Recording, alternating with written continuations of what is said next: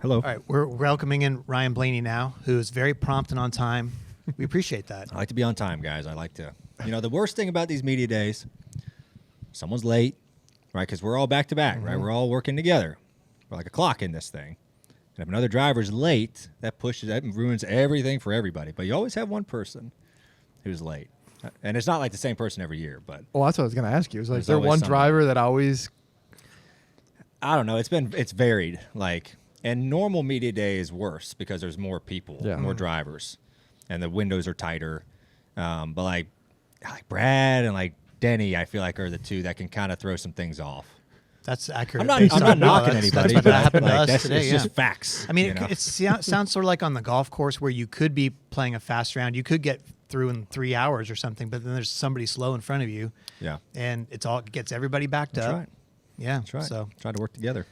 this is our first one of these. So I know I was excited when I saw this on my schedule. I'm like, I get to be That's part of the very nice. Teardown. Oh, It's lovely. thanks. Last time I was part of the Teardown was in Phoenix. Yeah. that's right. Yeah, on the wall. Barely remember that one. Yeah. What was the party like? We were all drinking.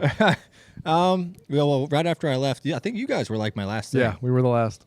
And then I got out of there, and we stayed in a hotel down by the Coyotes Arena that night.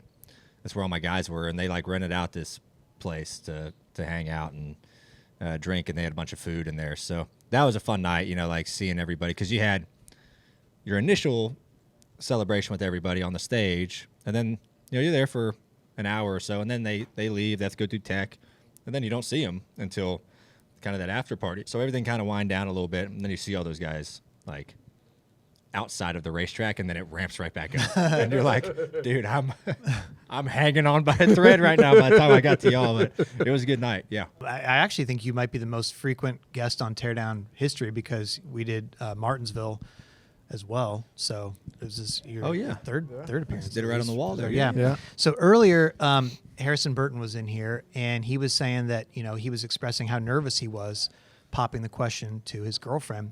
Jordan was in disbelief, couldn't understand why somebody would be nervous when they knew the answer was going to be yes. She's going to say yes. Tell us, set Jordan straight. Tell us, you had to have been nervous when you proposed as well recently. I was nervous. Yeah, because like you're 99.9% sure they're going to say yes. I Right? hope There's so. like no way they're going to say no. But and my brother-in-law told me this perfectly. He's like, hey, when I told him that I was going to ask my fiance, he's like, all right, listen, this happened to me. He's like, you're going to have your whole thing in your head. You're going to have your whole speech, how you want to say it, where you want to do it, yada, yada. And you're going to get on one knee, and she's going to turn around, and you're going to turn into a bumbling idiot. Because you're going to forget everything. You're getting nervous. And to be honest, like, it's kind of awkward. Like, it's just an awkward thing. You're, like, on your knee, and you're looking up at your girlfriend, and you're, like, presenting her with this prize. Like, Aren't you the prize? no, the ring's a prize. Come on. It is. You get nervous, man. And I don't know why. I don't think it's you're not nervous because you think they're going to say no. You're just nervous at how you're going to sound and this question that you're asking them, and it's just a very odd moment. But it's neat. It's fun to like look back on it and like laugh about it. I was like, yeah, I don't even know what I said. I really don't even know what I said. Did you, how long did you have it planned that you were going to do it on the day that you did it on and all that stuff? I had it planned for a while. It's funny. People, when I got engaged in December, they're like, "Oh, you won the championship, got engaged."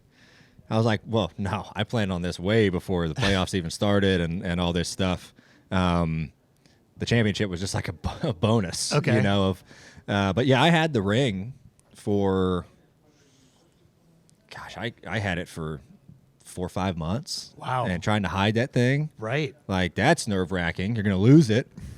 And then flying, where I did it out west. So, like, flying with it, I'm like, oh, my gosh, I'm going to lose this thing. Or she's going to find it in my backpack. So that was, like, a huge responsibility of you keeping this ring on you, but not so on you to where they find it. But she knew it was coming, right? No, she had no idea. She had no idea? She had no You idea didn't talk it was about it or coming. anything? Or? We always discuss like, hey, we would like to get married and engaged, and we want to take this next step in our life. But she didn't know when it was coming. She thought I was going to do it at Christmas. Okay. For sure. She thought I was going to do the whole present and like, what's that in there? That's You so know? cliche. Yeah. So no, we did it on vacation with some friends of ours. So that was good. I caught her off guard. Interesting. That's another thing. You got to catch them off guard. Yeah. You don't want them to know that you're going to do it. How you much know? planning in advance did you do? A pretty decent amount. Luckily, one of my friend's wives, she kind of helped me out. So, and even when we were there, she kind of was in communication with this like photographer and stuff. So I didn't look suspicious, like always being on my phone and like trying to set stuff up. So she like won MVP, major props for that, helping me out. So it was a lot of planning. I mean, it was good. I didn't ask her dad until like we were about to get on the plane to go out there. I have a great relationship with her dad. Like he's awesome. I love him. But I was like, oh man, I forgot to call her dad. So I called him up. I'm like, hey, Mr. Tulio, I'm about to get on this plane, and I just had a question I was wanting to ask you before I asked Gianna, here in a handful of days. And I was like, man, I was going to ask Gianna to marry me. I was like, I just wanted to make sure it was okay with you. And he was like, well, Ryan, let me think about it for a couple days. I was like, oh, okay. He was like, I'm messing with you. Of course. Oh, man. He's a jokester. But yeah, I was like, I almost forgot to do that. Like, you have to ask their parents. Do you have to though? Yeah. It seems old, they'll be like- very mad if you don't. Yeah, you have to ask their parents. And Really?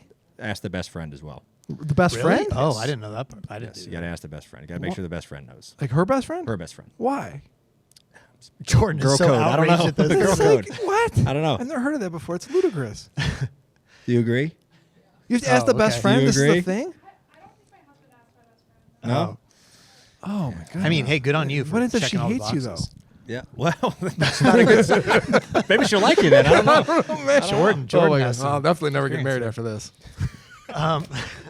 I can't wait for the day. I have to have talks with Cindric about this all the time, man. Because Joey and I, we're the taken ones in the team. Yeah. Harrison's even engaged now. Yeah. Austin's like our single guy out there again. We're, we got to live through him, and he like doesn't get engaged or married life. No. He's like, you have to ask them to do stuff. I was like, yes, you do. He's like, I make my own decisions. I'm like, oh, you a big boy, huh? You make your own decisions. Well, speaking of Austin, he said that you've kind of helped shepherd him along on the golf course. He said he started picking up in February, and he's trying to crack 100, but he doesn't want to be like a drag on you because he said you're willing to go help him find the lost balls, and you're very patient. Thinks you're going to be a good dad someday because you have that patience with him. Nice. Is he getting better? Is there hope for him? I guess he's getting better. I played with him, so I've seen him go through a big change because I only started golfing. I was a COVID golfer, so I started golfing when there was nothing else to do. It was the only thing you could do outside. So I've only been at it for a handful of years, but I really enjoy it. And then I took Austin golfing for the first time a couple years ago. We were testing in New York, and we had like the day off. And I was like, well, I brought my clubs. I'm going to go golfing. I knew I was going to have a day off up here. He's like, I'm going to go with you. It's like, have you golfed before? It's like, no. I'm like, okay, I don't know if I want to be part of this. And so we get there, and, he's 6'5", right? Big dude. And they give him these rental clubs that are like, they're like for me, right? Oh, I'm a gosh. tiny guy. So I'm like, all right, well, this is wrong already. But he had a long day, and I was very patient. Long day. I understand. I've been first time golfing too. But then I golfed with him again right after Indianapolis in our off week, and he was way better, like very much improved. I was very shocked, and he said he's almost gonna break 100. I think I'm like really telling him like I'm gonna be there when you break 100. Like I want to take you out. Come to my course. I know the course like the back of my hand. I will help you break 100. I want to be there for that day. I think he shot a 103 the other week, he said. 102. 102. Okay, so he's getting there. He's getting there. So, yeah, it's he's taking it on. I can't believe he took on golf because I feel like a few years ago he was like, oh, I'll never golf. I'll never golf. And then he just got the bug, man. It's hard to kick. Do you guys golf? No, I don't have the time for it. No? I used to, but it's so frustrating. And all I would do is get mad at myself. Yeah. And I'm like, why am I taking 4.5 hours and getting mad at myself? Like, Yeah. that is not what I want to do with my little free time that I have. Right. It's too frustrating for me. If I was better, yeah. It's such a Yeah. time commitment, though. I mean, it's 3-4 is. hours of golf. Plus, you got the practice and everything else. It's not Yeah. like something you can just go and do and enjoy. Yeah, it's hard. You can't just pick it up. No. And expect to be like No, decent at it, right? But Yeah. I don't I've have the enjoyed the bandwidth. game a I just lot. don't have the bandwidth.